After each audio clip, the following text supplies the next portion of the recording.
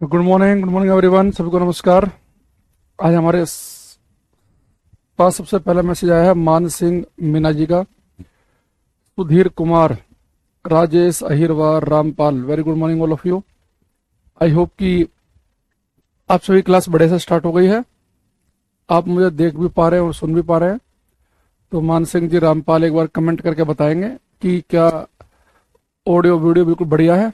अच्छा, क्लास में वही बच्चा लाइव क्लास ले जिसने ये जो जब से हीट चैप्टर चला है इसकी सारी क्लास देख रखी हो। तो लाइव क्लास में अगर आप कल की क्लास में नहीं थे, परसों नहीं थे, 2-3 जो क्लास हुई है हीट की, अगर आप उसमें नहीं थे तो कोई फायदा नहीं है क्लास लेने का ना।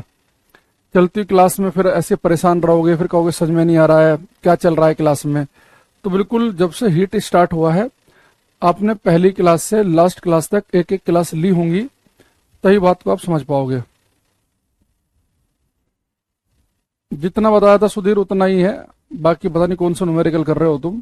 ठीक है, ओके, ऑडियो वीडियो क्लियर है। चलो यहाँ पे देखना, हमने कल की क्लास में क्या बताया था आपको कि अगर आपको केवल बर्फ पिघालनी हो तो बर्फ पिघालने के लिए यह फॉर्मूला बताया था कि 0 डिग्री सेल्सियस पे बर्फ को पिघालना है।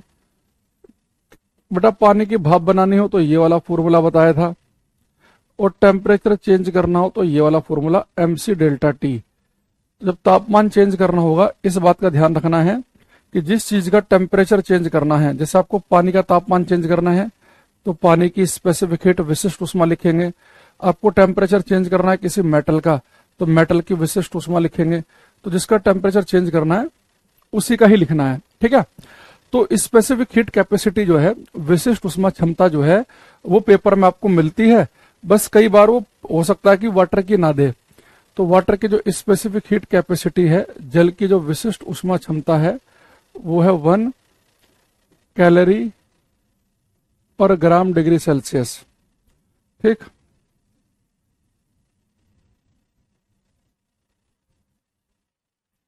वन कैलोरी पर ग्राम डिग्री सेल्सियस। तो मेरा क्वेश्चन, आप आज का पहला क्वेश्चन आप सभी से यह है, अगर मैं आपसे कहूं कि पानी की जो विशिष्ट उष्मा क्षमता है, स्पेसिफिक हीट कैपेसिटी है, वो 1 कैलोरी पर ग्राम डिग्री सेल्सियस आपको पढ़ाया गया है। इसका मतलब मैंने बताया था कि अगर आपको 1 ग्राम पानी का तापमान 1 डिग्री सेल्सियस बढ़ाना है, जैसे 14.5 से 15.5 करना हो, तो 1 ग्राम पानी का तापमान अगर 1 डिग्री बढ़ाना है तो 1 कैलोरी हीट देनी पड़ेगी। तो अगर आपसे कोई पूछे कि जो वाटर की जो विशिष्ट उष्मा क्षमता है, स्पेसिफिक हीट कैपेसिटी है 1 कैलोरी पर ग्राम डिग्री सेल्सियस, ये बहुत ही लो है कि बहुत ही हाई है, या ठीक ठीक लगा लें। वाटर की हीट कैपेसिटी, वाटर की स्पेसिफिक हीट कैपेसिटी जो है, विशिष्ट उष्मा क्षमता जो है, ये अगर कोई आपसे पूछे ये बहुत ही लो है, बहुत ही हाई है, तो आप क्या बताएंगे? सोनू प्रजापति, इंदु कुमारी, बिल्कुल टाइम से आया करो क्लास में भाई। जब 8:15 बजे की क्लास है तो कोई 8:18 पे आ रहा है, कोई 8:20 पे आ रहा है। तो बताओ, वाटर की स्पेसिफिक हीट कैपेसिटी बहुत लो है कि बहुत हाई है? तो आपका आंसर होगा जैसे रवि ने दिया कि बेटा जल की जो विशिष्ट उष्मा क्षमता है ना, ये बहुत हाई है। ये एक देखकर बहक मत जाना रोहित कुमार की तरह। भाई आप सोचो कि केवल 1 ग्राम पानी है, कुछ 1 चम्मच के आसपास, और 1 ग्राम पानी का तापमान भी केवल 1 ही डिग्री बढ़ा रहे हैं, तो 1 कैलोरी हीट देनी पड़ रही है। गलती से पानी अगर हुआ हमारे पास 90 ग्राम तो 90 की ओर मल्टीप्लाई करनी पड़ेगी सी की वैल्यू में, और टेम्परेचर भी 80 डिग्री बढ़ाना होगा तो 80 की ओर मल्टीप्लाई करनी पड़ जाएगी। बेटा वाटर की स्पेसिफिक हीट कैपेसिटी बहुत हाई है ये। अगर आप किसी और मेटल के देखेंगे ना पेपर में जब आएगी तो 0.1, 0.2, 0.3, 0.4 ऐसे होती है। पानी को गर्म करना आसान नहीं है, पानी बहुत देर में जाके गर्म होता है, और जो चीज देर में गर्म होती है वो फिर ठंडी भी जल्दी वो ठंडी भी देर में पड़ती है। कोई चीज जल्दी गर्म होगी ठंडी जल्दी पड़ेगी, देर में गर्म होगी ठंडी भी देर में पड़ेगी। इसलिए अगर आप कभी डॉक्टर के पास जाओ तो डॉक्टर के बार कहता है ना कि भाई साहब आप गर्म पानी की सिकाई करना, तो गर्म पानी की सिकाई करने के इसलिए बोलता है क्योंकि डॉक्टर को पता है कि भैया पानी बहुत देर में गर्म होता है तो ठंडा भी देर में होगा। एक बार आपने पानी गर्म कर लिया, जो जो रबड़ के बैग नहीं आते आजकल, उसमें अपने गर्म पानी भर लिया, उससे आप सिकाई कर सकते हैं अपने कंधे की, पेट की, जहां भी डॉक्टर ने सिकाई करने के लिए बोला है। तो पानी इजिली अवेलेबल है, वो मेन रीजन नहीं है कि पानी से सिकाई करने का। पानी की विशिष्ट उष्मा क्षमता, स्पेसिफिक हीट कैपेसिटी होता है, ये मेन रीजन है। इसलिए आप कभी देखना, जो रेगिस्तानी एरिया होते हैं ना, उनमें दिन में बहुत गर्मी होती है, रात में ठंड होती है। क्यों? क्योंकि जो बालू होती है, जो रेत होती है, उसकी स्पेसिफिक हीट कैपेसिटी बहुत ही लो है, यानी रेत बहुत ही तेजी के साथ गर्म होता है। तो दिन में जैसे सूरज निकलेगा तो रेत बहुत जल्दी गर्म होने लग जाएगा, तो दिन में पूरा गर्म माहौल रहेगा। लेकिन जो चीज जल्दी गर्म होगी, ठंडी भी जल्दी पड़ेगी, तो शाम होने के बाद में रेत फटाफट अपनी हीट वातावरण में फेंकता है और रात को 2-2:30 बजे के आसपास ठंडा माहौल हो जाता है वहां पे। लेकिन जो समुद्री एरिया होते हैं, वहां दिन और रात में लगभग एक मौसम रहता है। क्यों? क्योंकि समुद्र जो है यानी कि पानी है, और पानी देर में गर्म होता है, ठंडा भी देर में होगा। तो दिन में धीरे धीरे पानी गर्म होता है, रात में ठंडा भी धीरे धीरे होता है। इसलिए वहां पे दिन और रात में लगभग एक सा मौसम मिलेगा समुद्री क्षेत्र एरिया में आपको। लेकिन रेगिस्तान में दिन में बहुत तेज गर्मी मिलेगी और रात में ठंड मिलेगी, रात को आपको चादर वादर उड़ के सोना ही पड़ेगा वहां पे। तो यहाँ पे लिखेंगे, एक पेपर में क्वेश्चन आया कि जो हॉट वाटर बैग होते हैं, बैग हॉट वाटर बैग यानी कि जिनमें हम गर्म पानी भर के सिकाई करते हैं, उनमें वाटर का ही यूज क्यों करते हैं? तो वहां पे लिखा था उसकी वजह है कि वाटर की जो विशिष्ट उष्मा क्षमता है, स्पेसिफिक हीट कैपेसिटी है, बहुत हाई होती है। तो लिखेंगे वाटर इज यूज्ड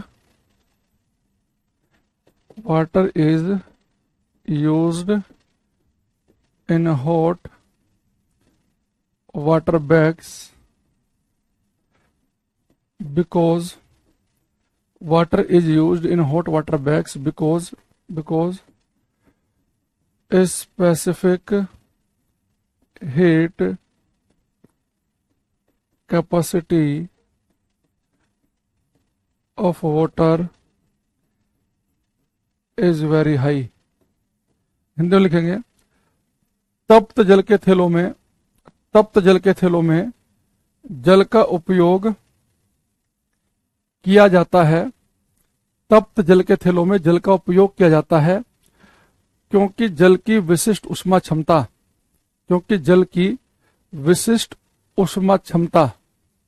बहुत उच्च होती है। तप्त जल के थैलों में जल का उपयोग किया जाता है क्योंकि जल की विशिष्ट उष्मा क्षमता बहुत उच्च होती है। ठीक है। अच्छा बेटा, दूसरा ये जैसे हमने यहाँ पे जो स्पेसिफिक हीट कैपेसिटी है, जो विशिष्ट उष्मा क्षमता है वाटर की, जैसे मैंने लिखा है कि 1 कैलोरी पर ग्राम डिग्री सेल्सियस है। लेकिन पेपर में आ जाए कि जो स्पेसिफिक हीट कैपेसिटी है, इसकी एसआई यूनिट, इंटरनेशनल सिस्टम में इसकी क्या यूनिट यूज की जाती है? तो बेटा आपको पता है कि एसआई यूनिट में हम ग्राम का यूज तो करते नहीं, किलोग्राम का करते हैं, डिग्री का नहीं यूज करते, केल्विन का करते हैं, कैलोरी का नहीं करते, जूल का करते हैं। तो अगर इसकी एसआई यूनिट पूछेगा, वाटर कह रहा हूं सॉरी, अगर आपसे स्पेसिफिक हीट कैपेसिटी विशिष्ट उष्मा क्षमता का एसआई मात्रक पूछेगा, तो कैलोरी पर ग्राम डिग्री सेल्सियस नहीं बताना, वो तो हम कैलोरी पर ग्राम डिग्री सेल्सियस में इसलिए यूज कर रहे हैं क्योंकि इसमें वैल्यू याद करनी आसान होती है। तो यहां पे 2 पॉइंट और लिखेंगे, एक लिखेंगे हम SI unit of specific heat capacity, विशिष्ट उष्मा क्षमता का एसआई मात्रक, विशिष्ट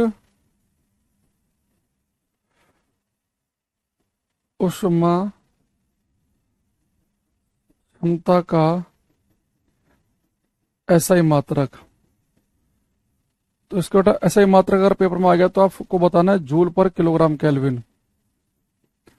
हालांकि जो प्रैक्टिकल यूनिट है इसकी, जो प्रैक्टिकली हम यूज करते हैं, वो जूल पर किलोग्राम केल्विन ना करके कैलोरी पर ग्राम डिग्री सेल्सियस करते हैं। भाई जैसे लंबाई की ऐसा यूनिट तो मीटर है लंबाई की, पर प्रैक्टिकली डेली लाइफ में तो हम किलोमीटर का यूज करते हैं क्योंकि किलोमीटर में ही लंबाई चलते हैं। टाइम की ऐसा यूनिट सेकंड है, पर प्रैक्टिकली तो हम घंटों का यूज करते हैं कि 5 घंटे पढ़े कि 2 घंटे पढ़े। तो ऐसी जो स्पेसिफिक हीट कैपेसिटी है, विशिष्ट उष्मा क्षमता, अगर ऐसा ही मात्रक आएगा तो जूल पर किलोग्राम केल्विन आपको बताना है। वो बात अलग है कि जब हम प्रैक्टिकली यूज करते हैं नॉर्मली, तो हम कैलोरी पर ग्राम डिग्री सेल्सियस का यूज कर लेते हैं। वो इसलिए कर लेते हैं क्योंकि जल की विशिष्ट उष्मा क्षमता जो है वो कैलोरी पर ग्राम डिग्री सेल्सियस में याद रखना बड़ा आसान है, वो 1 होती है, तो इसलिए कर लेंगे। ऐसे कल मैंने आपको ये भी बताया था कि जो ये आपके पास में specific latent heat of fusion है या specific latent heat of vaporisation है, संलयन की विशिष्ट गुप्त उष्मा है यह वाष्पीकरण की विशिष्ट गुप्त ऊष्मा है। इनकी बेटा हमने यूनिट क्या लिखी थी, कैलोरी पर ग्राम लिखी थी ना। किसकी वैल्यू होती है 80 कैलोरी पर ग्राम, इसकी होती है 540 कैलोरी पर ग्राम। तो ऐसे पेपर में आपसे अगर लेटेंट हीट की ऐसा यूनिट पूछे तो हम प्रैक्टिकली तो कैलोरी पर ग्राम यूज कर रहे हैं, पर ऐसा यूनिट क्या बनेगी, जूल पर केजी। तो हम यहां पे लिखेंगे ऐसा unit of specific latent heat, विशिष्ट गुप्त ऊष्मा का एसआई मात्रक, विशिष्ट गुप्त ऊष्मा का एसआई मात्रक। तो स्पेसिफिक लेटेंट हीट का मात्रक होता है बेटा जूल पर केजी। यानी कि जब हम स्पेसिफिक लेटेंट हीट की बात करते हैं, विशिष्ट गुप्त ऊष्मा की बात करेंगे, तो ऐसा ही मात्रक है जूल पर केजी। पर प्रैक्टिकल लाइफ में हम यूज करते हैं कैलोरी पर ग्राम, क्योंकि उसमें वैल्यू याद करनी आसान है। इसकी वैल्यू 80 कैलोरी पर ग्राम, इसकी 540 कैलोरी पर ग्राम। ऐसे स्पेसिफिक हीट कैपेसिटी, विशिष्ट ऊष्मा क्षमता का ऐसा ही मात्रक जो होता है वो जूल पर केजी केल्विन होता है, पर हम प्रैक्टिकली यूज करते हैं नॉर्मली कैलोरी पर ग्राम डिग्री सेल्सियस। तो ऐसा यूनिट अगर आपसे पेपर में पूछ लेगा तो लेटेंट हीट हो चाहे ये स्पेसिफिक हीट हो, इनके आपको एसआई मात्रक भी याद रखने हैं। इनके एसआई यूनिट भी पेपर में पूछ ली जाती है, ठीक है। अच्छा, और यहाँ पे एक बात और देखना बेटा, टेम्परेचर बढ़ाने के लिए जो हम हीट देते हैं वो होती है एमसी डेल्टा टी। यहाँ पे सी क्या है, स्पेसिफिक हीट कैपेसिटी है, विशिष्ट ऊष्मा क्षमता। तो जिसका तापमान बढ़ाना होगा उसी की स्पेसिफिक हीट लिखेंगे। तो स्पेसिफिक हीट कैपेसिटी में अगर मैं एम की मल्टीप्लाई कर दूं, यानी कि एम और सी जो ये टर्म है इसे हम खाली बोलते हैं हीट कैपेसिटी। तो हीट कैपेसिटी क्या होता है, स्पेसिफिक हीट कैपेसिटी सी में अगर एम की मल्टीप्लाई कर दें तो खाली हीट कैपेसिटी बन जाएगा।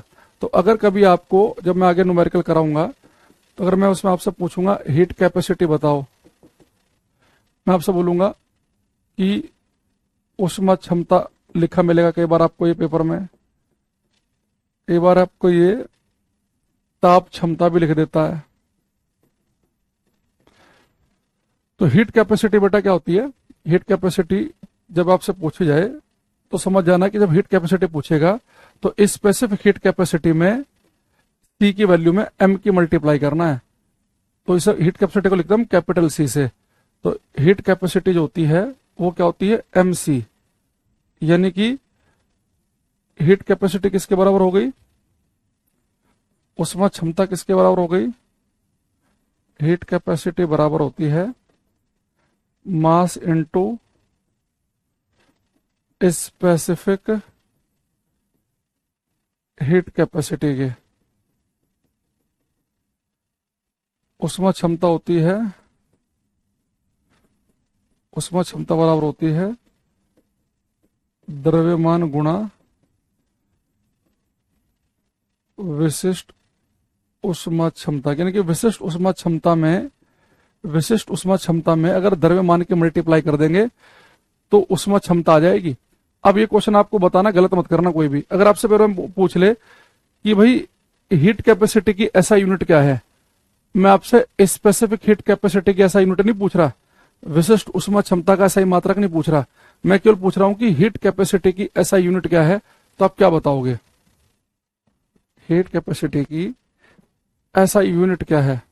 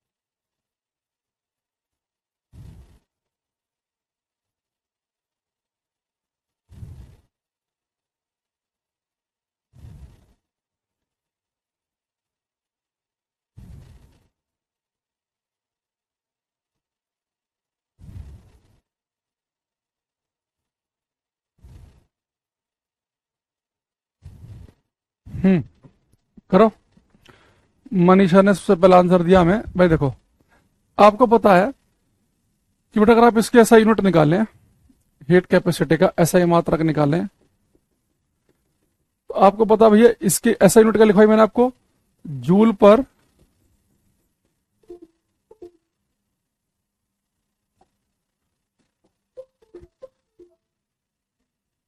इसका मात्रक क्या लिखा है मैंने, स्पेसिफिक हीट कैपेसिटी विशिष्ट उष्मा क्षमता का मात्रक क्या है, जूल पर किलोग्राम केल्विन, और साथ में एम की मल्टीप्लाई भी है तो किलोग्राम की मल्टीप्लाई भी हो जाएगी, तो किलोग्राम से किलोग्राम कटेगा तो इसका मात्रक केवल आएगा जूल पर केल्विन,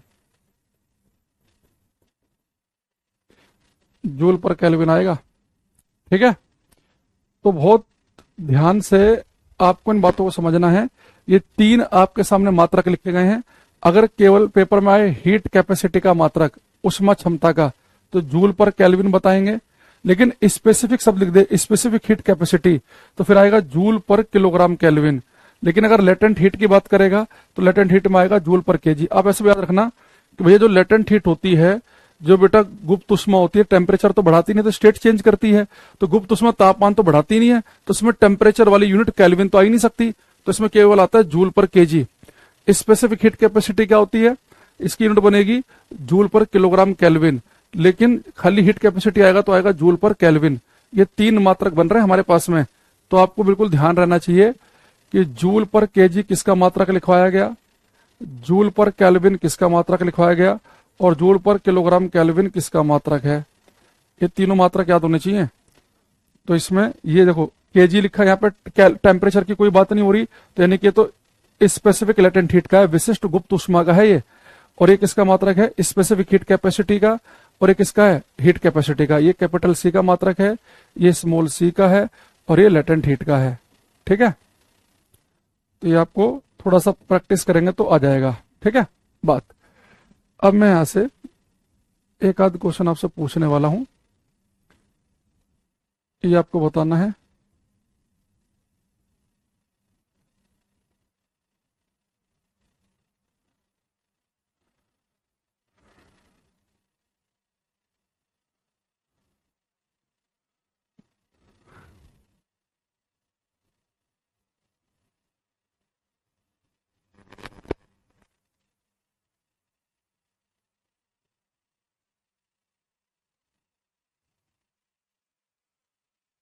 सबसे पहले अब ये वाला क्वेश्चन करेंगे।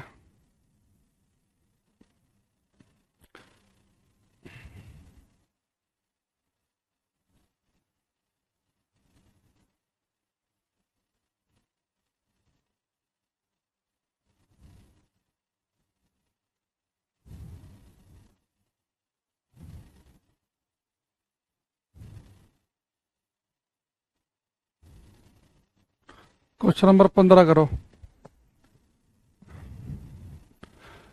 राजेश, सौमिक, मनीषा, सुजाता, रोहित, सोनू, करो ये।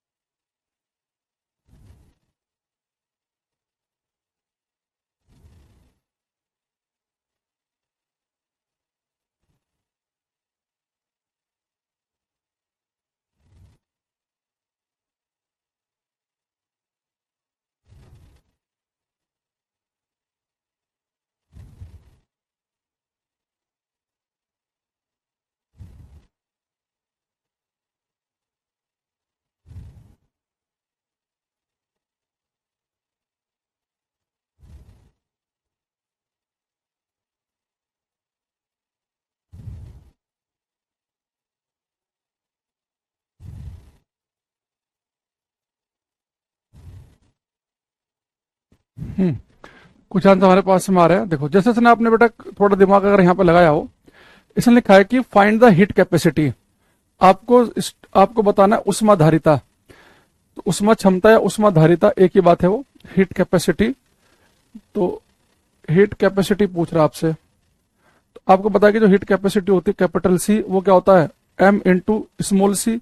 और एक चीज आपको पता है कि हीट कैपेसिटी जो है इसका मात्रक मैंने भी आपको लिखवाया, हीट कैपेसिटी का मात्रक होता है जूल पर केल्विन। तो जूल पर केल्विन है, यानी कि इसका आंसर ना तो डी हो सकता ना ए हो सकता।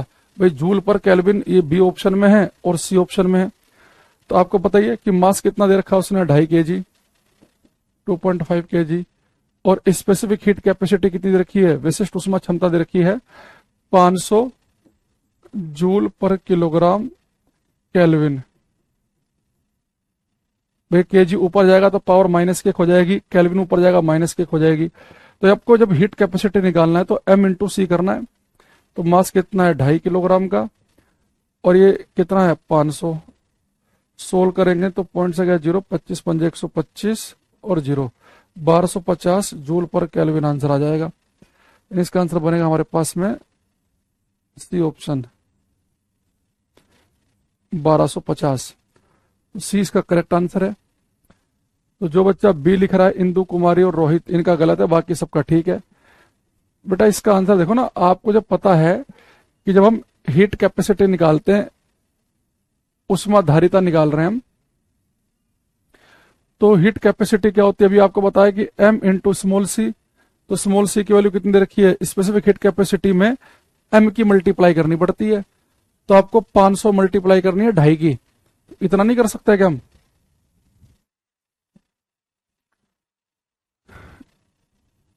एक एक क्वेश्चन करना, मुझे पता बहुत सारे बच्चे गलत करेंगे इसे, तो ध्यान से करना इसे। करो ये।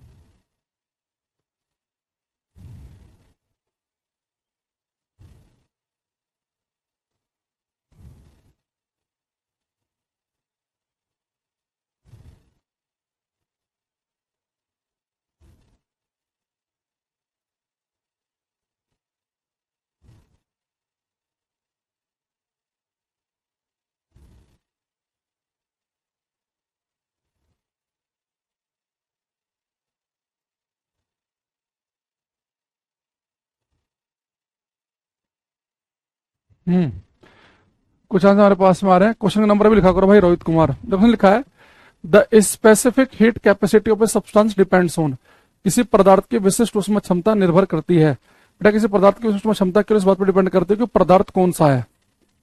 भाई जैसे मैंने आपसे कहा कि वाटर की जो स्पेसिफिक हीट कैपेसिटी है वो है 1 कैलोरी पर ग्राम डिग्री सेल्सियस। तो बेटा स्पेसिफिक हीट कैपेसिटी में हमने क्या बताया था आपको कि अगर आपको 1 ग्राम पानी का तापमान 1 डिग्री बढ़ाना तो 1 कैलोरी हीट चाहिए। ऐसे आपने कोई मेटल की स्पेसिफिक हीट लिखी, मान लो कि 0.3, इसका मतलब है कि 1 ग्राम मेटल का तापमान 1 डिग्री बढ़ाने के लिए आपको हीट चाहिए 0.3 कैलोरी। तो बेटा स्पेसिफिक हीट कैपेसिटी में आपका मटेरियल तो फिक्स है, मास तो फिक्स है कि 1 यूनिट ही लेना है।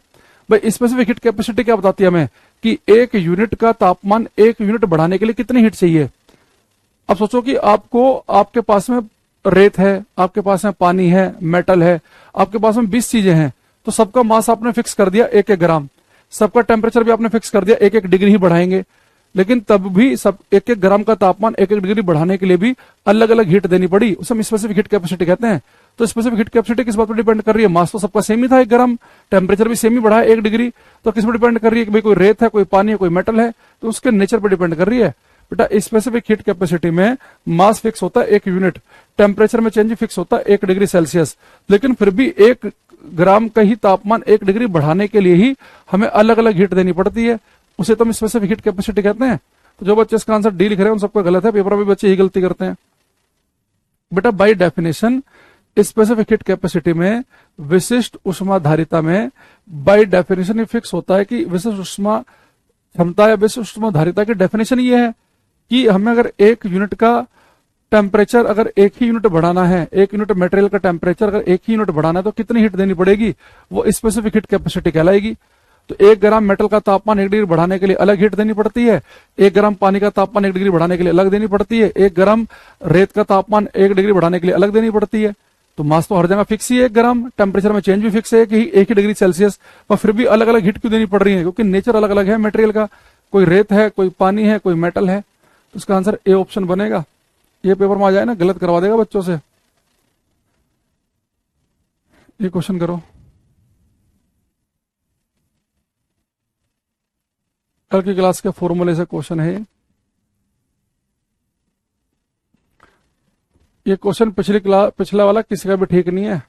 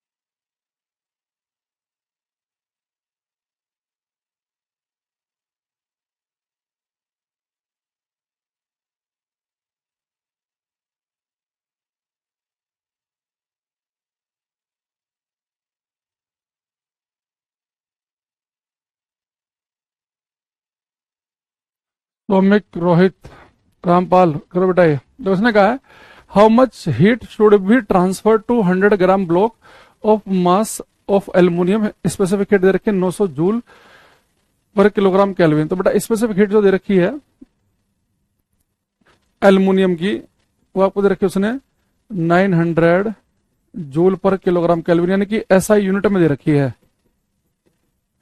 ठीक, तो कह रहा है कि to increase its temperature by 10 degree Celsius, कह रहा है कि इसका तापमान अगर 10 डिग्री सेल्सियस बढ़ाना है, तापमान बेटा कितना चेंज करना है, तापमान इसका 10 डिग्री सेल्सियस बढ़ाना है, तो कह रहा है कि कितनी हीट देनी पड़ेगी, और मास दे रखा आपको 100 ग्राम। तो कह रहा है कितनी हीट देनी पड़ेगी। तो कल मैंने आपको बताया था कि जब आपको टेम्परेचर चेंज करना हो, टेम्परेचर चेंज करने के लिए हम हीट देते हैं mc डेल्टा टी। तो तापमान किसका चेंज करना है, एल्यूमिनियम का। जिसका तापमान चेंज करना होगा उसी की ही स्पेसिफिक हीट लिखनी पड़ेगी। अब बड़े ध्यान से बात को समझना भाई। आप एक चीज देखो, स्पेसिफिक हीट जो दे रखी है ना, उसमें किसका यूज किया हुआ है, जूल पर किलोग्राम केल्विन का। एक सेकंड ना,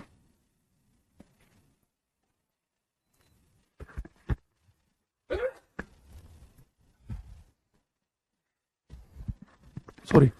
अच्छा, आपको बेटा जो स्पेसिफिक हीट दे रखी है वो दे रखी है जूल पर किलोग्राम केल्विन। अगर विशिष्ट उष्मा में स्पेसिफिक हीट में अगर उसने किलोग्राम का जिक्र कर रखा है तो किलोग्राम में ही बदलना पड़ेगा। तो 100 ग्राम का हो गया 0.1 kg। बेटा लिख रखा केल्विन, तो टेम्परेचर में चेंज जो होता है डिग्री सेल्सियस में, केल्विन में तो सेम ही होता है, तो यहाँ भी आप केल्विन लिख सकते हो सीधे। ठीक है, अब कितनी हीट देनी है यहाँ पे वैल्यू पुट कर दो। मास कितना है, 0.1 किलोग्राम है। एल्यूमिनियम की स्पेसिफिक हीट कितनी है, 900 जूल पर किलोग्राम केल्विन, और टेम्परेचर में चेंज कितना है, 10 केल्विन का। तो केल्विन से केल्विन गया, किलोग्राम से किलोग्राम गया, है ना। तो पॉइंट से 0 चला गया, इधर वाला तो केवल कितना बचा, 900 जूल, 900 जूल बचा। तो जिस बच्चे का आंसर 900 जूल आया है उसका बिल्कुल ठीक है, 900 जूल। सौमिक, मनीषा, ठीक है, सुजाता कुमारी ने लिखा फोर्थ का डी, तो 9000 नहीं आएगा। और एक बच्चे ने लिखा है इसमें कुछ और लिखा है सी, 9 जूल भी नहीं आएगा ना 90 आएगा। भाई आप एक देखो ना, जब भी आप न्यूमेरिकल करते हो, भाई न्यूमेरिकल में ऐसे थोड़े ना कर सकते हो कि जो स्पेसिफिक हीट दी है यहाँ तो किलोग्राम केल्विन जूल लिखा हुआ है और मास यहाँ पे लिख दो ग्राम में, तो ग्राम को आपको किलोग्राम में बदलना पड़ेगा। स्पेसिफिक हीट में जो यूनिट यूज कर रखी होंगी उसके हिसाब से कर लिया करो। यहाँ किलोग्राम है तो उस ग्राम को भी किलोग्राम में ही बदलो। टेम्परेचर में चेंज डिग्री सेल्सियस केल्विन में सेम ही होता है। अब वैल्यू पुट करो। बेटा फॉर्मूले में डायरेक्ट वैल्यू पुट नहीं की जाती है, कोई भी न्यूमेरिकल आप कर रहे हो तो आप इस बात को ध्यान दो कि सारी बिल्कुल यूनिट सेम चलनी चाहिए। ये थोड़ा ना कहीं ग्राम लिखा है कहीं किलोग्राम लिखा है, जो मन कर रहा है वो लिख दोगे, ऐसा नहीं होता। ये वाला करो। Heat gained by 1 gram of water when heated from 0 degree Celsius to 100 degree Celsius. 0 degree Celsius से 100 डिग्री सेल्सियस तक गर्म करने पर 1 किलोग्राम जल द्वारा प्राप्त ऊष्मा कितनी है, ये आपको करना है। देखो, और स्पेसिफिक हीट कैपेसिटी दे रखी है वाटर की, तो वाटर की स्पेसिफिक हीट कैपेसिटी दे रखी है 1 कैलोरी पर ग्राम डिग्री सेल्सियस। ठीक है, और बेटा मास कितना दे रखा है, 1 ग्राम। तो यहाँ ग्राम लिखा है, अभी ग्राम लिखा है, कोई दिक्कत नहीं है। टेम्परेचर में चेंज कितना करना है, 0 से 100 डिग्री, यानी कि 100 डिग्री सेल्सियस का। ठीक है, तो कितनी हीट देनी पड़ेगी, टेम्परेचर चेंज करने के लिए हीट देनी होती है mc डेल्टा टी। तो मास 1 ग्राम का, स्पेसिफिक हीट कैपेसिटी 1 है, तापमान में चेंज करना है 100 का, तो हीट देनी पड़ेगी हमें 100 कैलोरी की। याद रखना, क्योंकि भाई ये यहाँ पे कैलोरी लिख रहा है तो फाइनल आंसर कैलोरी में आएगा। तो आंसर बनेगा सी ऑप्शन। तो इसका आंसर क्या आएगा, सी बनेगा। ठीक है, तो आपको ये देखना है जब हीट वाले क्वेश्चन करो आप, हीट वाले क्वेश्चन में कि जो स्पेसिफिक हीट कैपेसिटी है, विशिष्ट उष्मा क्षमता जो है, अगर यहाँ पे उसने ग्राम यूज किया तो मास भी ग्राम में यूज कर लो, यहाँ डिग्री सेल्सियस यूज किया तो टेम्परेचर में चेंज भी डिग्री सेल्सियस का ही कर लो। ठीक है, अब देखो, अब थोड़ा सा हम माहौल को चेंज करेंगे। कल से हम क्लास में क्या कर रहे हैं, कल से हम क्लास में क्या कर रहे हैं, या तो केवल स्टेट बदल रहे हैं, अवस्था बदल रहे हैं कि 0 डिग्री सेल्सियस पे बर्फ को पिघालने के लिए कितनी हीट चाहिए। भाई पी दास, क्लास में टाइम से आया करो, है ना। टाइम से अगर नहीं आते तो बीच में चलती हुई क्लास में नमस्ते, गुड मॉर्निंग, गुड इवनिंग मत किया करो। चलती क्लास को बिल्कुल डिस्टर्ब ना करे कोई बच्चा। अगर आप समय की इज्जत नहीं कर सकते तो हम भी आपकी इज्जत बिल्कुल नहीं करेंगे। अब देखो, हम कल से क्लास में क्या पढ़ रहे हैं कि अगर केवल आपको बेटा 0 डिग्री सेल्सियस पर बर्फ पिघालनी हो, केवल बर्फ को पिघालना हो, तो हमने आपको यह फॉर्मूला बताया। केवल उबलते पानी की भाप बनानी हो तो ये करना है फॉर्मूला, और केवल टेम्परेचर चेंज करना हो तो ये वाला फॉर्मूला। लेकिन अगर मैं आपसे कहूं कि मैं ऐसा क्वेश्चन लेके आऊं जिसमें आपको स्टेट भी बदलनी हो, अवस्था भी बदलनी हो, यानी बर्फ को पिघालकर पानी में भी बदलना हो और साथ में टेम्परेचर भी बढ़ाना हो, यानी खाली मैं ये ना कह रहा हूं कि 0 डिग्री सेल्सियस पर बर्फ को पिघलने के लिए कितनी हीट देनी पड़ेगी, नहीं, मैं कह रहा हूं कि 0 डिग्री सेल्सियस का बर्फ तो है और उसे पानी में बदलना है, पर पानी का तापमान भी 40 डिग्री होना चाहिए। यानी बर्फ है तो बर्फ को पिघालना भी है, और जब बर्फ पिघल के पानी बन जाएगा तो फिर उस पानी का तापमान भी 40 तक लेके आना है। यानी अब हम क्या करेंगे, जहां बर्फ पिघलेगी भी ये फॉर्मूला भी लगाना पड़ेगा, जब बर्फ पिघल जाएगी, भाई जब तक सारी बर्फ पिघलेगी नहीं तो तापमान तो 0 रहेगा, तो 0 डिग्री की बर्फ को पहले हम पिघाल के पानी बना लेंगे। जो पानी बन जाएगा 0 डिग्री का, और फिर उस पानी का तापमान 40 करना है, तो फिर ये वाला फॉर्मूला भी लगा देंगे। तो हम क्लास में वैसे क्वेश्चन करेंगे जहां पर हमें स्टेट भी बदलनी होगी, बर्फ को पिघालना भी होगा, और साथ में जब वो बर्फ पिघल के पानी बन जाएगी फिर उस पानी का तापमान भी हमें 0 नहीं रखना, 0 डिग्री पे बर्फ नहीं पिघालनी, बर्फ को पिघालने के साथ में जो पानी बनेगा उस पानी का तापमान भी 80 करना है, 70 करना है कि 100 करना है। तो हम वो क्वेश्चन करेंगे जहां पे 2 फॉर्मूले हम कंबाइंड लगाएंगे, जैसे कि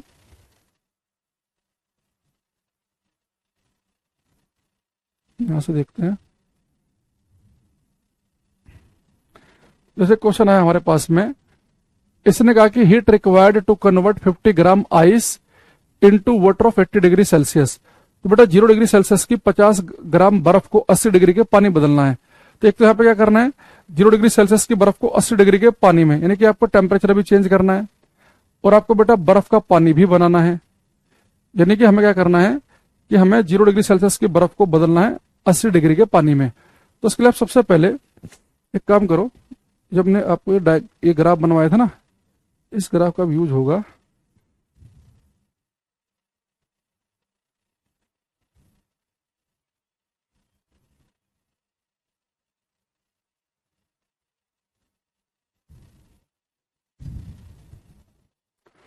देखो बेटा मेरे पास 0 डिग्री का बर्फ है, तो आपको एक बात को ध्यान रखना है कि अगर आपके पास में 0 डिग्री सेल्सियस का आइस हो, बर्फ हो, और इसे आपको 80 डिग्री के पानी बदलना है। तो सबसे पहले आपको ध्यान ये रखना है कि अगर आपके पास में 0 डिग्री सेल्सियस का बर्फ है, तो 0 डिग्री सेल्सियस के बर्फ को जब आप हीट दोगे ना, तो सबसे पहले काम करेगा 0 डिग्री सेल्सियस का बर्फ 0 डिग्री सेल्सियस के पानी में बदलने का। यानी जब भी मेरे पास में 0 डिग्री सेल्सियस का बर्फ होगा तो समझ जाओ कि जब उसे हम शुरुआत में हीट देंगे तो 0 डिग्री सेल्सियस का बर्फ पहला काम करेगा 0 डिग्री के पानी में बदलने का। तो एक हीट तो चाहिए इस बर्फ को अपने स्टेट चेंज करने के लिए, 0 डिग्री का पानी में बदलने के लिए। अब इस पानी का तापमान जितना पेपर में कह दे, जैसे हमारे केस में कहा कि 80 डिग्री तक करना है, तो फिर एक हीट चाहिए उस 0 डिग्री के पानी को 80 तक पहुंचने में। तो हमारे पास जो क्वेश्चन है, इस क्वेश्चन में कह रहा है कि 0 डिग्री सेल्सियस के बर्फ को मुझे 80 डिग्री के पानी में पहुंचाना है। तो जैसे मेरे पास 0 डिग्री सेल्सियस की आइस हो, तो 0 डिग्री सेल्सियस की जो आइस होगी तो सबसे पहले वो हीट लेगी और क्या करेगी, 0 डिग्री सेल्सियस के वाटर में बदलेगी। तो एक हीट चाहिए उसे बर्फ को पिघलने के लिए, 0 डिग्री के बर्फ को पानी में आने के लिए। फिर हमें क्या करना, पानी का तापमान भी कितना रखना है, 0 नहीं 80। फिर इस पानी का तापमान मुझे करना है 0 से 80 डिग्री सेल्सियस। यानी कि मुझे यहाँ पे 2 हीट चाहिए, एक बर्फ को पिघलने वाली और फिर जब बर्फ पिघल के पानी बन जाएगा उस पानी का तापमान 80 करने वाली। तो हीट क्या चाहिए, एक पिघलने वाली और एक तापमान 80 करने वाली। अच्छा, बर्फ को जब पानी में बदल दे तो वो कौन सी हीट होती है, MLHF। फिर पानी का तापमान 0 से 80 करना है, टेम्परेचर बढ़ाने वाली होती है MC डेल्टा T। टेम्परेचर किसका बढ़ाना है, 0 से 80 पानी का, तो पानी की स्पेसिफिक हीट लिखनी पड़ेगी। बस हमारा काम हो गया। अच्छा, कितना मास दे रखा बेटा हमें, 50 ग्राम, 50 ग्राम। इसकी वैल्यू क्या बताई थी मैंने कल आपको, 80 कैलोरी पर ग्राम। मास कितना दे रखा है, 50 ग्राम। वाटर की स्पेसिफिक हीट कितनी होती है, 1 कैलोरी पर ग्राम डिग्री सेल्सियस। और तापमान में चेंज कितना करना है, 80 डिग्री सेल्सियस का। अगर आप इसे सोल्व करेंगे तो 8 पंजे 40 और 2 जीरो और ये, तो कितना जाएगा, 4000 कैलोरी प्लस ग्राम से ग्राम गया, डिग्री सेल्सियस डिग्री सेल्सियस, 8 पंजे 40 और 2 जीरो और, तो 4000 यानी कि 8000 कैलोरी बन जाएगा। यानी कि 8 किलो कैलोरी आंसर आ जाएगा हमारा। यानी ए आंसर आएगा इस क्वेश्चन का। यानी अगर हमें कभी ऐसा करे पेपर में खाली कहे कि 0 डिग्री पर बर्फ को पिघलने के लिए हीट कितनी चाहिए, MLHF। आपसे कहते हैं कि तापमान 0 से 90 करना है, कितनी हीट चाहिए, MC डेल्टा T। पर यहाँ पे कह रहा है कि 0 की बर्फ को 80 के पानी बदलना है। जब भी मेरे पास 0 डिग्री की बर्फ होगी तो बेटा बर्फ का काम सबसे पहले होगा हीट लेके उसे 0 के पानी बदलने का। यानी कि बर्फ सबसे पहले काम करती है स्टेट चेंज करने का। जब सारा बर्फ पानी में आ जाएगा फिर उस पानी का तापमान जहां तक कहेगा वहां तक आप कर सकते हैं। और वहां तक कर सकते हैं और 100 डिग्री तक ही कर सकते हैं, क्योंकि पानी 100 पर उबलने लगता है। और आपको पता है कि अगर पानी उबलने लग जाए उसके बाद तो तापमान बढ़ता ही नहीं उसका।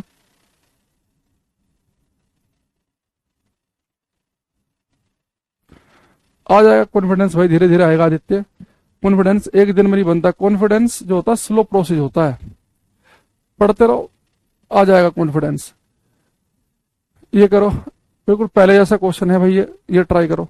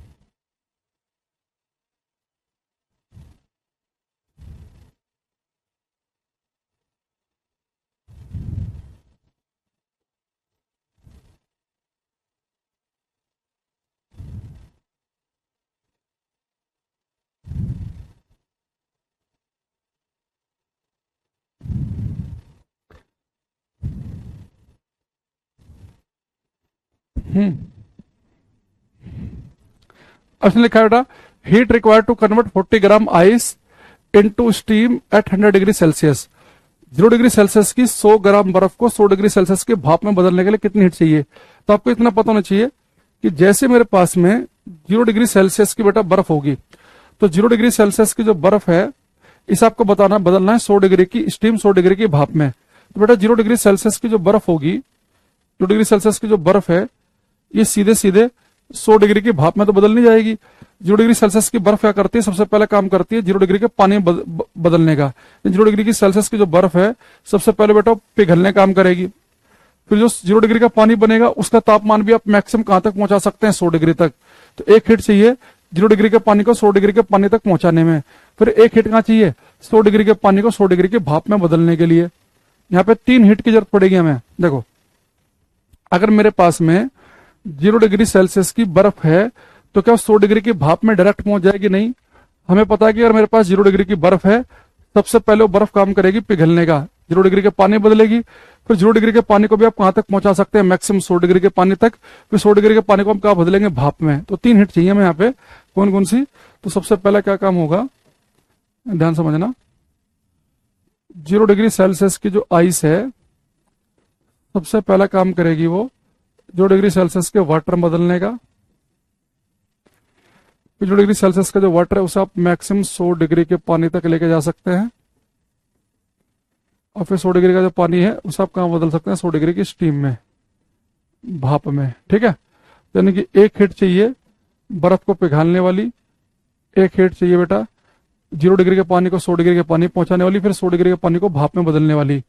तो 3 हीट की रिक्वायरमेंट है हमें यहाँ पे, Q1 plus Q2 plus Q3। तो बर्फ पिघालने वाली हीट क्या होती है, MLHF। और फिर पानी 0 डिग्री के पानी को 100 डिग्री के पानी बदलने वाली क्या होती है, MC डेल्टा T। टेम्परेचर पानी का बढ़ाना है तो पानी की स्पेसिफिक हीट लिखेंगे। और फिर 100 डिग्री के पानी को बदलना 100 डिग्री के भाप में, तो वो क्या होती है, MLHV। यहाँ पे आप क्या करो, M ले लो कॉमन, हो गया LHF CW delta T plus LHV।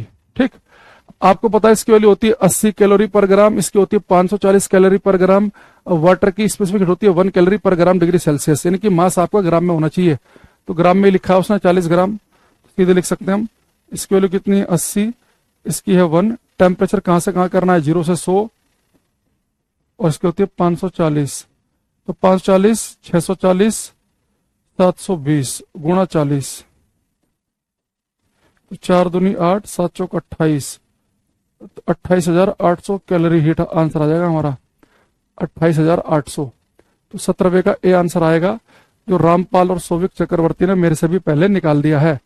बहुत बढ़िया। देखो, अगर आपने, देखो हमने कल क्या कर रहे थे, हम पहले हमने टुकड़ों में पढ़ाया कि केवल बर्फ पिघलने के लिए कितनी हीट चाहिए, केवल पानी की भाप बनने के लिए कितनी हीट चाहिए, केवल टेम्परेचर बढ़ाने के लिए कितनी हीट चाहिए। आज हम मिक्सचर पढ़ रहे हैं कि 0 डिग्री का बर्फ है, अगर उसे 100 डिग्री के भाप तक पहुंचना है तो हमें ग्राफ देखना पड़ेगा कि 0 डिग्री का जो बर्फ है वो सीधे 100 डिग्री की भाप में नहीं पहुंचेगा। 0 डिग्री का बर्फ सबसे पहले काम करता है पिघलने का, फिर वो 0 डिग्री का पानी पाएगा तो उसका तापमान आप 100 डिग्री के पानी तक पहुंचा सकते हैं, फिर 100 डिग्री के पानी को 100 डिग्री की भाप तक पहुंचा सकते हैं। ये इससे पिछले वाले क्वेश्चन में तो केवल 2 स्टेप ही थे कि आपको यहाँ एक तो क्या करना था, 0 डिग्री के बर्फ को 80 डिग्री के पानी तक पहुंचाना था। तो 0 डिग्री का जो बर्फ था सबसे पहले काम क्या किया उसने, पिघलने का, और फिर उसका तापमान हमें 80 तक करना है। तो पानी का तापमान हम 100 तक कर सकते हैं, इसने तो 80 ही कहा है, तो यहाँ पे 2 स्टेप में हो गए। ठीक है, इसी में ही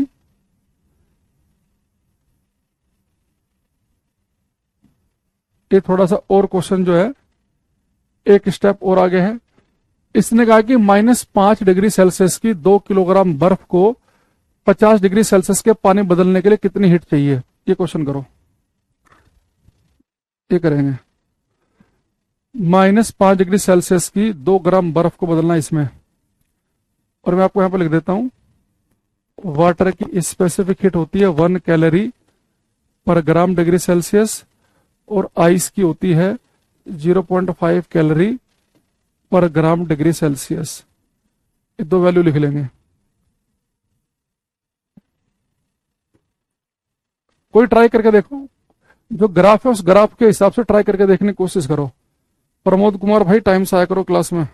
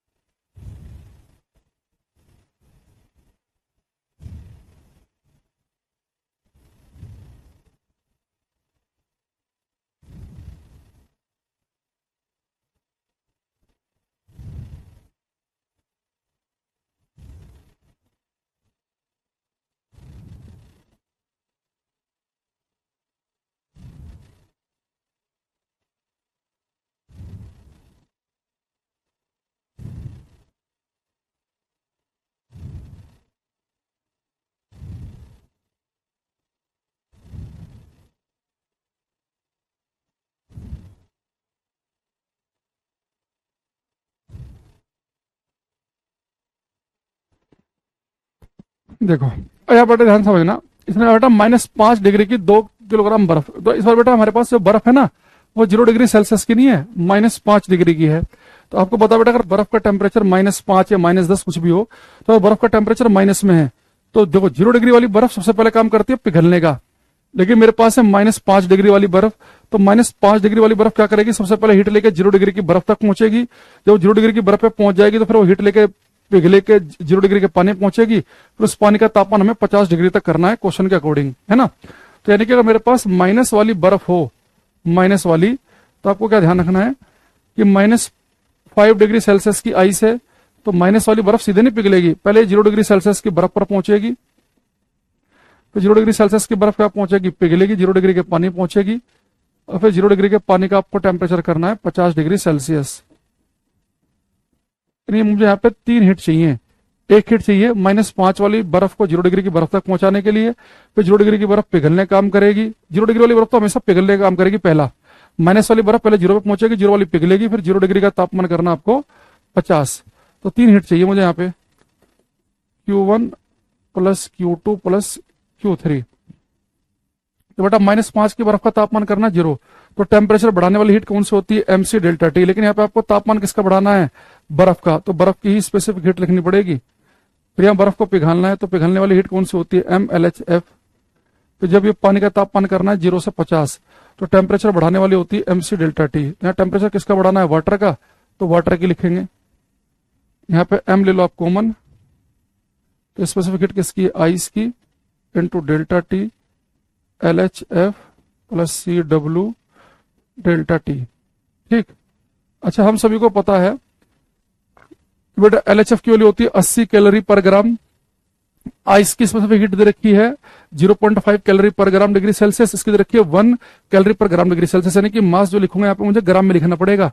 ये दे रखा है 2 किलोग्राम, तो इसे ग्राम में बदल लो 2000। अंदर आइस की स्पेसिफिक हीट दे रखी है 0.5, टेम्परेचर कितना करना है, -5 से 0 यानी कि 5 डिग्री का चेंज करना है। इसकी वैल्यू कितनी होती है, 80। वाटर की स्पेसिफिक हीट होती है 1, और तापमान कितना करना है, 0 से 50 का चेंज करना है। तो कर लो इसे 2000, अंदर आएगा 5 × 5 = 25 यानी कि 2.5, 80 + 50, 50 और 80 130 और 132.5 × 2000, ठीक है, तो 265 किलो कैलोरी, ये बी ऑप्शन आंसर आ जाएगा इसका। ये सौमिक ने बिल्कुल ठीक लिखा है, एक बच्चे ने पूरी क्लास में, तो 265 × 10⁻³ कैलोरी, यानी कि 265 किलो कैलोरी आंसर आ गया। तो इससे ज्यादा कंफ्यूजन नहीं करेगा वो। पेपर में जनरली आपसे तो केवल बर्फ पिघालने का क्वेश्चन पूछता है, या केवल टेम्परेचर बढ़ाने का क्वेश्चन पूछता है, या फिर क्या करेगा वो, बर्फ पिघालना और साथ में टेम्परेचर चेंज करना, 2 प्रोसेस पूछ लेगा।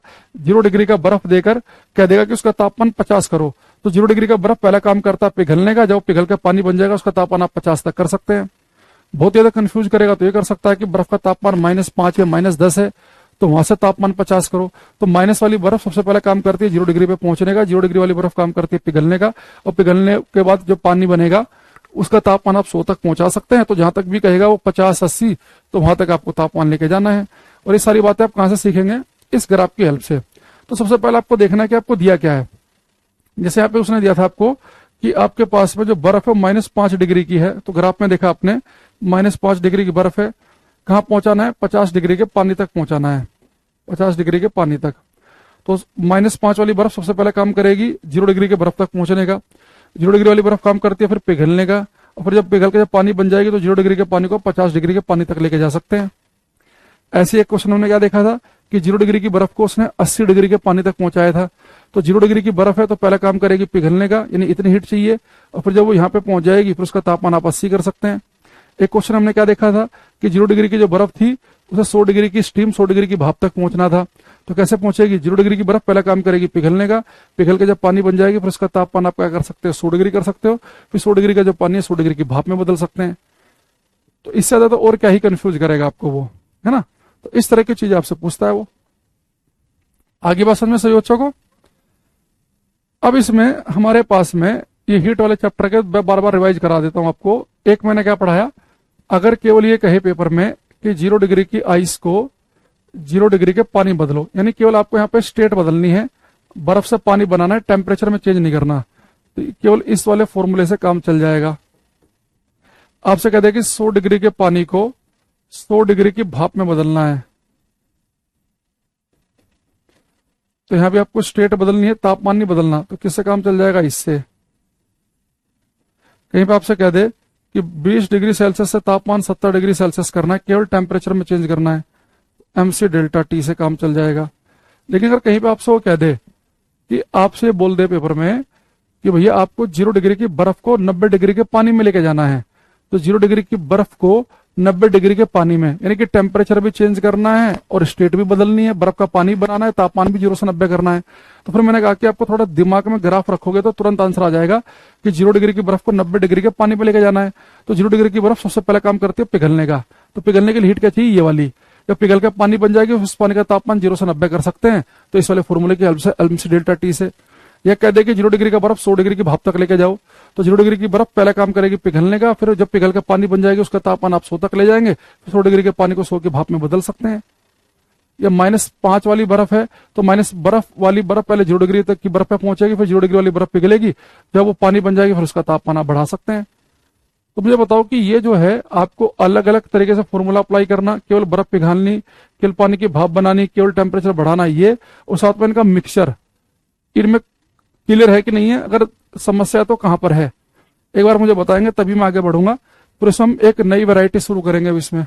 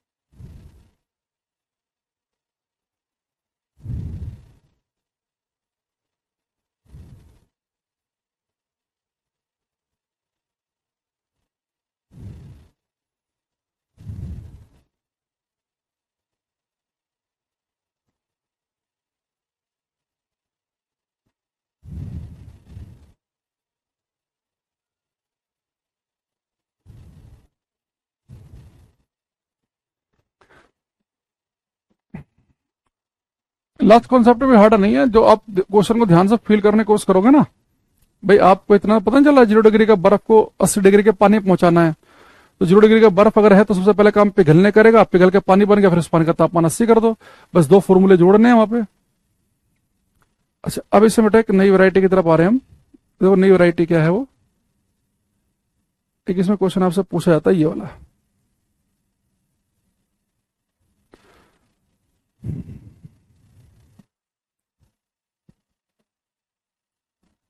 अब जो ये आसानी है जो हम करने वाले हैं अभी, इसने कहा हमारे से 30 डिग्री सेल्सियस के 2 किलोग्राम पानी को 80 डिग्री सेल्सियस के 500 ग्राम पानी के साथ मिलाया जाता है, तो मिश्रण का तापमान क्या होगा? ठीक है, यानी कि यहां पे हम क्या कर रहे हैं, अब जैसे हम ठंडे पानी में गर्म पानी मिला रहे हैं, तो कह रहा है कि फाइनल टेम्परेचर क्या होगा। तो आपको पता है गर्म पानी में सर्दियों में हम करते हैं, ठंडा पानी मिलाते हैं तो मिक्सचर गुनगुना सा हो जाता है। तो आपसे कह रहा है वो यही कि 30 डिग्री के 2 किलोग्राम पानी को 80 डिग्री सेल्सियस के 500 ग्राम पानी के साथ मिलाया जाता है, तो मिश्रण का तापमान क्या होगा। तो थोड़ा सा तो आप यहाँ पे 1-2 ऑप्शन को तो एलिमिनेट करने की कोशिश करेंगे ऐसे क्वेश्चन में। भाई एक चीज बताओ, आप 30 डिग्री के पानी को 80 डिग्री के पानी के साथ मिला रहे हैं तो क्या होगा। हमें पता है कि हीट हमेशा हाई टेम्परेचर से लो की तरफ जाती है। एक वस्तु का तापमान 30 है, एक 80 है, जब इन्हें मिक्स करेंगे तो हीट 80 से 30 की तरफ हो जाएगी, यानी कि जिस वस्तु का तापमान 30 है उसका तापमान 30 से थोड़ा सा बढ़ जाएगा, और जिसका 80 है उसका तापमान 80 से थोड़ा सा घट जाएगा, क्योंकि वो अपनी हीट देगी। यानी जब भी हम दो चीजों को मिलाएंगे तो हमें इतना ध्यान रखना कि अगर 30 और 80 की चीज मिलेगी, जो फाइनल जो टेम्परेचर बनेगा वो 30 से तो ज्यादा होगा और 80 से कम होगा। यानी जब भी आपको दो चीजें मिलाएंगे तो आपको ध्यान रखना कि जो फाइनल टेम्परेचर आएगा ना, वो जो कम टेम्परेचर है उससे तो बड़ा होगा और बड़े टेम्परेचर से कम होगा। यानी 30 और 80 की चीज मिलाएंगे तो फाइनल टेम्परेचर 30 डिग्री से ज्यादा आएगा और 80 से कम। 30 से ज्यादा 80 से कम, तो 30 से तो ज्यादा आना चाहिए, ये आंसर नहीं हो सकता। और 80 से कम, 30 से ज्यादा 80 से कम, 30 से ज्यादा 80 से कम, यानी कि ए या डी में से कोई सा आंसर है।